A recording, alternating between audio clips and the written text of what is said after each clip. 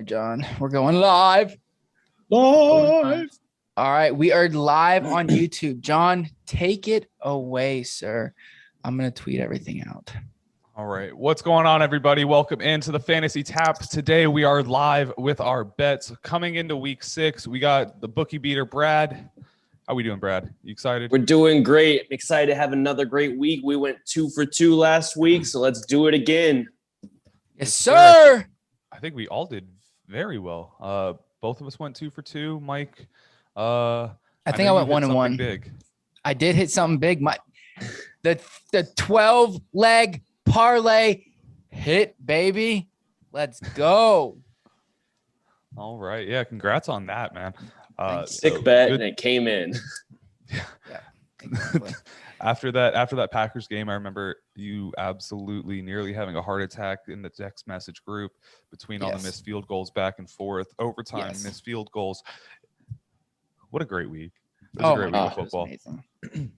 See, that's why we bet. That's why we're on here, because it makes watching these games much more enjoyable. Because, I mean, otherwise, I just don't get that invested into a game between, teams that aren't where Pittsburgh is not involved, or it's not like a division game or something like that. I just don't get that involved. But if you have a little bit of juice on the line, it makes the game that much more exciting. Yeah, absolutely.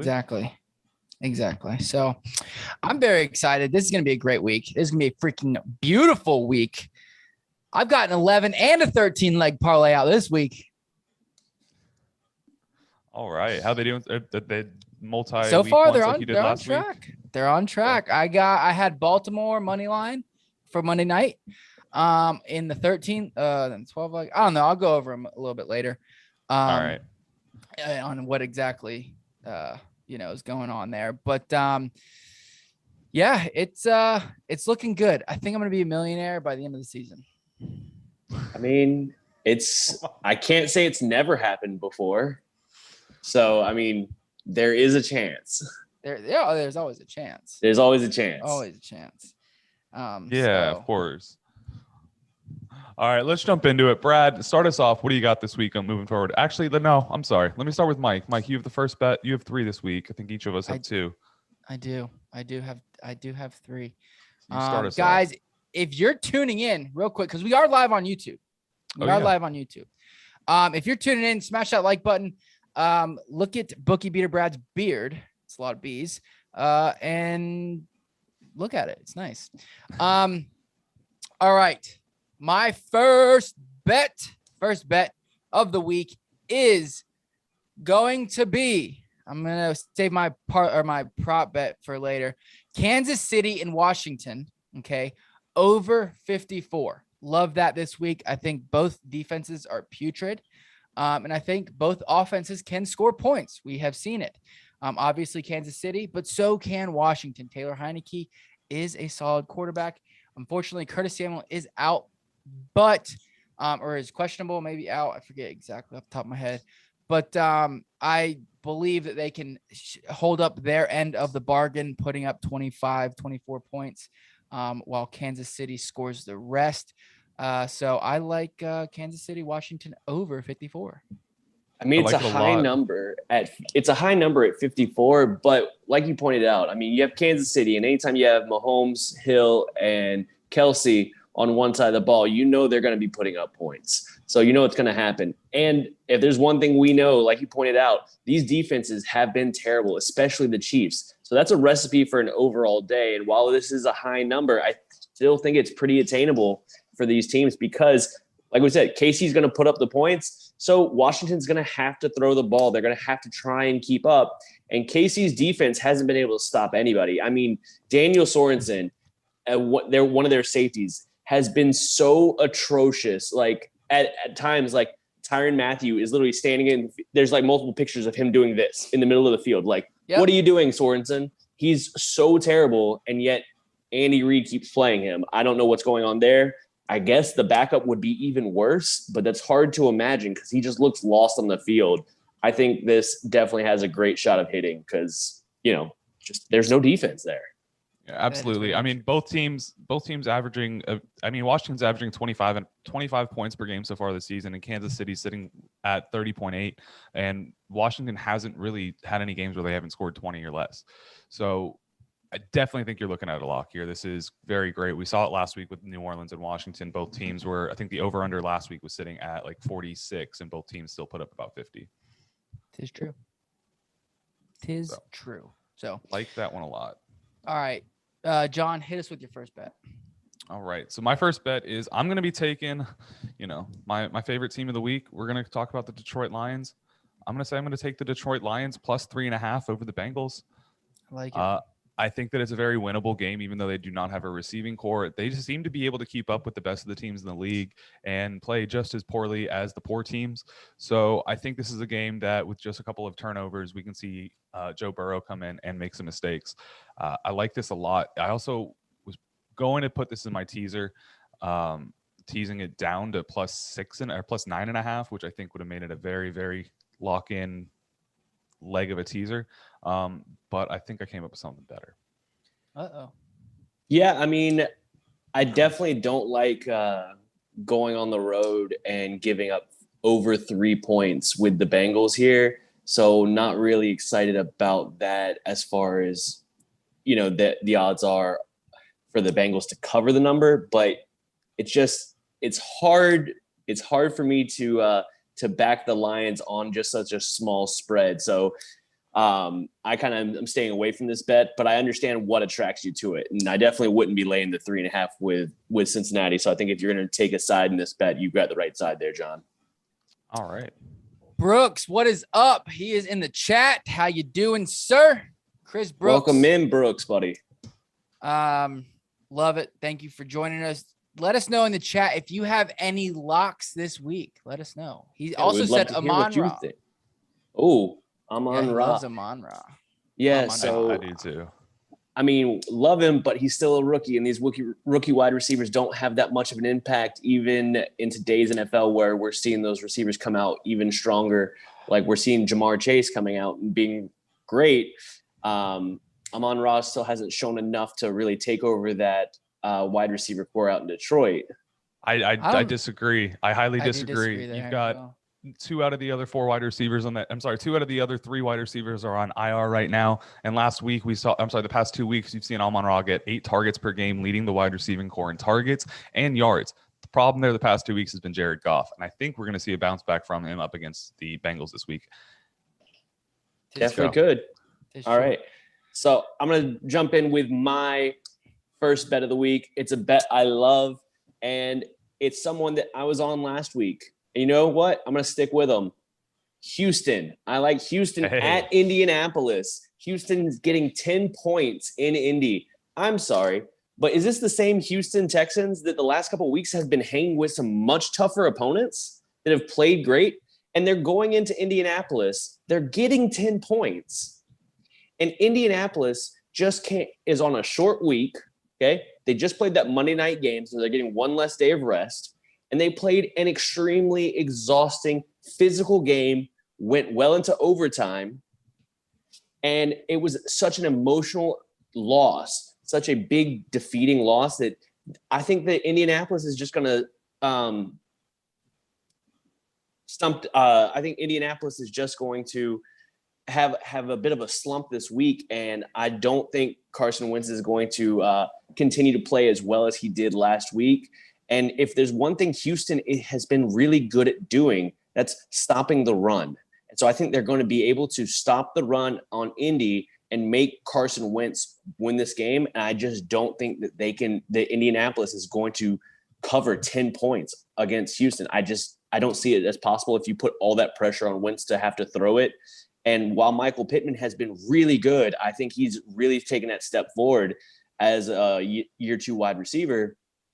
I just don't think it's enough weapons in their wide receiver core to cover a spread this big. So that's my lock of the week is Houston plus 10.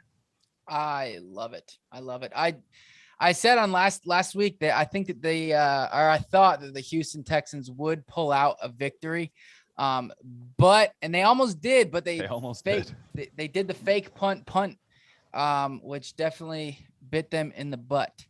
If they would have just punted the ball, I mean, I think regularly, like a real human being, then I think they would have been fine. I think they would have gotten out of there with a dub, but whatever. It happens. The next one, my next pick is pretty easy, I think, in my opinion. I mean, obviously, nothing's 100% except for this one. Like, I think this is the only 100% bet out there right now. And that's James Robinson over 71.5 rushing yards against the Dolphins, who, when you run the ball on the Dolphins, their defense just steps off the field.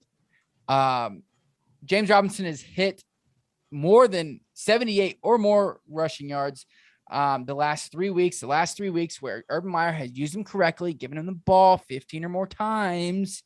So hopefully Urban Meyer doesn't go back and say, you know what, Carlos Hyde, I want to give you some more touches because you've looked great when you touch the ball. So yeah, I'm smashing this James Robinson over 71.5 minus 115. I think it's a lock. It's easy peasy. Also, real quick before they chime in on that bet, if you could smash that like button, we'd really appreciate it. And if you guys have a bet, what's your lock of the week bet? Throw it in the chat. We want to hear it. All right, guys, what do you think of this James Robinson over 71.5? All right, so I think definitely. I'll let you go, Brad. It's the only thing what I was thinking about with this bet. The only thing you're fading really is one, Urban Meyer being crazy, which we can never predict when that's going to happen. But I think that, as you pointed out, he's going to be getting the ball enough time. So I think the only thing you're really fading in this game is an injury. Without an injury, I do not see a way that the Miami Dolphins defensive line, which just honestly has been a bunch of turnstiles, I don't see how they're going to do anything to stop James Robinson from getting 70 yards or 71.5. I mean, at this point, James Robinson is half as likely to rip, 50 or more yards off in one big run as he runs to score a touchdown, because that front seven for Miami just isn't there. So I absolutely love this bet, and they're giving James Robinson all that work. Sign me up for sure. Yeah, out of the 19 games that he's played so far in his career, he's only ran front of that number, and that's a total of 7 times. So the guy, and those are all games where he, like you were saying, he's been seeing less than 15 or more carries per game. So with the Carlos Hyde being out of the backfield, you're looking at nothing but volume for him. It's a lock. The only reason this doesn't hit, like Brad said, is either injury or his majority of his yards come on a long reception that breaks out for 80 yards and kills the drive, no reason to run the ball anymore, and that's where he gets his 70 yards. But I think you're locking for sure. Yay, I like to hear that. I actually already cashed his bet. I pulled the money out. So yeah, I mean the casino, I mean the books, they already know that this one's locked. So as soon as he put the bet in, they're like, "Oh, sir, don't worry, here you go." They paid it out right away. Yeah, exactly. Awesome. All right, my next bet, I'm going to take the under on the Arizona Cardinals and Cleveland Browns this week. It's sitting at 48.5, and we know there's some interesting weather conditions there right now. We've got the 20-plus mile-per-hour winds. We've got no Cliff Kingsbury, no general manager, no Chandler Jones for the Arizona Cardinals. And last time we saw the Browns play against the Houston Texans under adverse weather conditions, windy day, the total score on the day was 7-10. And it just turned into a huge run fest. With no Nick Chubb this week, we're going to see Kareem Hunt run the ball a lot, and I don't think we just see a lot of airing it out, as it's going to be hard to move the ball quickly. So I'm expecting it to be a less than 20-point game total, maybe 24. So I'm hammering the 48.5 under. Boom. I like that one. Yeah, I mean, I think it's a great call. As you pointed out, the high winds is really going to make throwing the ball a lot harder. We're going to see a lot of running the ball. They're not going to be able to pass effectively, so more running, less scoring. I think you've analyzed this one, broke it down really well. The weather is really going to be the issue. And let's not forget, Cleveland's defense is actually really good, especially their defensive front. So it's going to stifle the run. And with you not being able to pass that much, I think, John, you're spot on with the score is going to be pretty low in this game overall. I think 48.5 is definitely too much. I love the under on this one. All right. So I'm going to talk about my second and last bet of the week. I'm going to throw in a teaser because you guys know I love to tease. Can't help it. All right. We're going first leg of the teasers. Casey, we're going to tease that down to minus half a point at Washington. I'm sorry, but the Washington football team, while they have played decently on offense, they're still starting Taylor Heineke. Curtis Samuel, I do not believe is going to be playing this week. And the rest of the team, just there's not enough firepower for them to keep up with the Kansas City offense. And with their defense being as bad as it is, I think this is a get-right game for KC. They're coming off of, they've had a few down weeks, and it's not normal for KC to have struggled this much. So I definitely think that this is a lock it in. KC is going to win this game, and that's all you need them to do with this teaser. You tease it down to a half point. One thing we know, the game can't win it, go to a half a point. Oh, sorry guys, I got to. So can't end it at a half point. So the other leg of the parlay that I'm going with the Los Angeles Chargers at Baltimore. They're getting 2.5. So let's tease that up to 8.5. Okay. So we're going through the key numbers of 3 and 7, which is already great. You're getting a lot of value there. Okay. Those are the two key numbers that you always want to try and get through. That's where most games in the NFL are going to land at. The majority of them. Okay. So that's one thing that's going to help us out right there. The second thing is Baltimore, short rest. Okay. They played on Monday night, but not only did they play on Monday night, as we talked about earlier with the Colts, I'm attacking the other side of the bet of that game that we talked about on Monday night against the Colts. They played well into overtime. Lamar Jackson had to do more for the team than I think he's done in a long time. And that is just takes a physical toll on the entire team. And that is just so much with him, with all of his scrambling around. He threw the ball a ton. Okay. And I'm sorry, Baltimore is a really good team. And I think they're doing wonderfully, but they just struggled with Indianapolis on Monday night. And the Chargers have been on fire. And Brandon Staley, as a head coach, has done a great job with that team and has done a great job with the defense. So I think that there's very real possibility that the Chargers walk into Baltimore and get the dub outright. So I absolutely love teasing this lineup to 8.5. So that's my teaser. KC -0.5 and the Chargers up to 8.5. Lock it in. It's guaranteed. I like it. I do like that. I actually have part of your teaser is part of my teaser. KC -0.5, of course, Buffalo +0.5. So both teams win outright. That's where I'm at. Okay. And then I added Houston +16. So I'm at +160 odds. I like Houston. You have Houston at +10, which I like that bet. To tease it up to 16 is even better for me. I mean, I just love that. I think I think Houston is, and I don't know why, but I think the bookmakers are getting it wrong with Houston and how much they're giving them. I know it's the Colts, but their Colts are not that good. I mean, am I missing? Because of how they played last week. Well, I mean, yeah, they almost ruined your 12-leg parlay. They played very well in the first half against the Ravens last week, and it seems like any team can win any game this year. So, and they obviously really can. I agree with you, but I think Mike is right that Houston's not just a flash in the pan, not yet. I think later on in the season, we're going to see these big spreads, and we'll see Houston at that point has given up as a team. But right now, they're fighting every week, and they're actively really putting forth a lot of effort. So I agree. Clearly, I like. Clearly, I like the +16 because I'm taking it at +10. So if you can add that on there, just make your parlay a little bit bigger. I mean, your teaser a little bit bigger. I love it. Nice. Yeah. So, John, you got your last bet? Yeah, I actually got a 6-pick teaser. 6-pick, baby. Let's go. And I know you're not supposed to add multiple, spreads and points on teasers, and get big long legs because you lose a lot of the odds. You just lose a lot of what you're betting. But when all 6 of them are automatically going to hit, it's just saying who cares? It doesn't matter what we're risking. It's all guaranteed. So I'm taking the Lions +9.5. Obviously, I took them earlier at +3.5. Going to expand that even further. We got the Carolina Panthers +8.5. I got Jacksonville +9. We got the over/under of the Seahawks-Pittsburgh game teased down to over 36.5. I think that's very obtainable. Houston +16. And then I'm going to take the Rams -3 against the Giants with no Saquon Barkley. Okay. All right. I like Don't hate it. It's a lot of pieces on a lot. teaser. So like you pointed out earlier, you tend not to want to do that many pieces because you tend to lose in some value.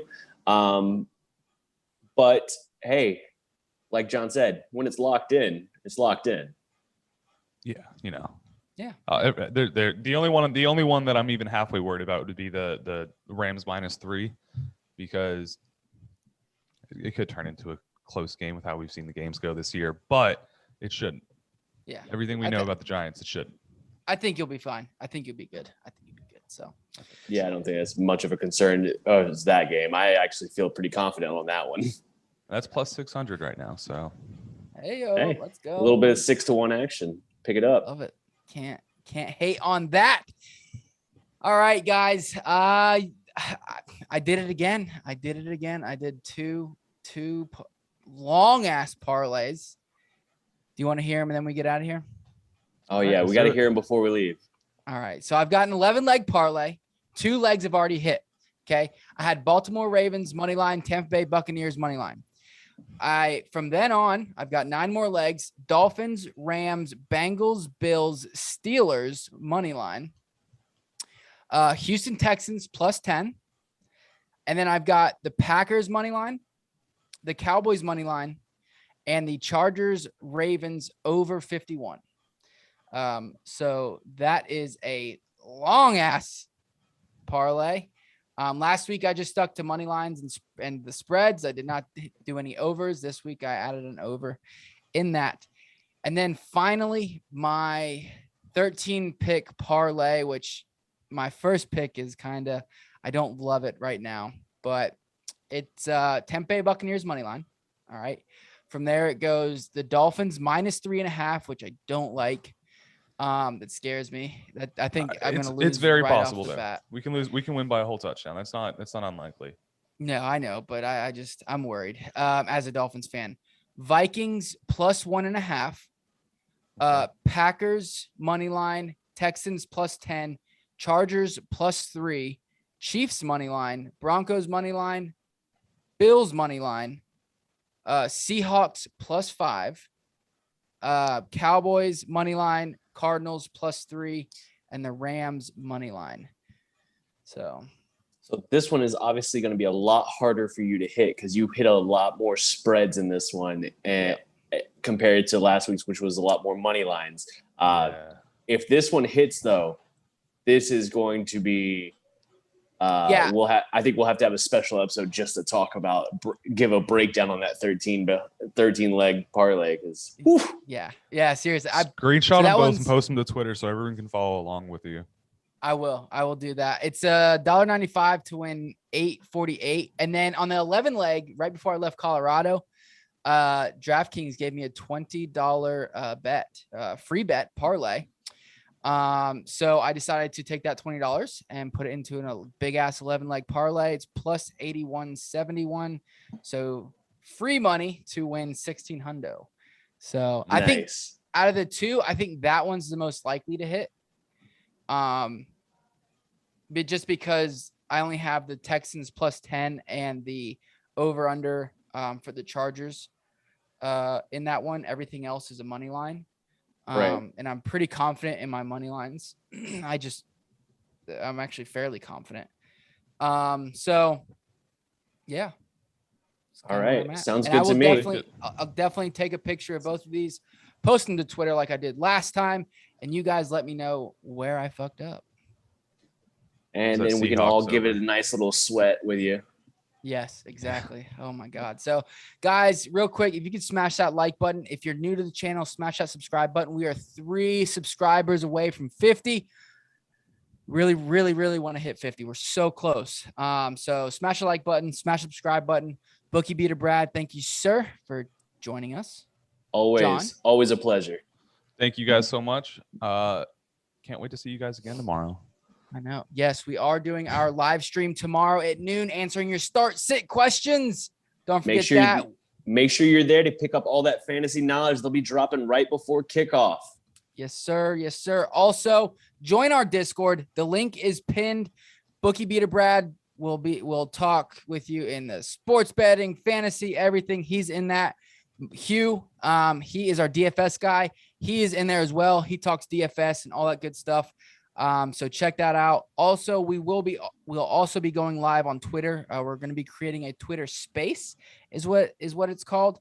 So we're going to be doing that simultaneously with our live tomorrow. And what will happen is if you don't have a YouTube, which you do, you're listening to us now, but if you want to talk to us, you can join Twitter, join our space, and you can actually physically talk to us and ask your question. So that will be going on simultaneously, something new.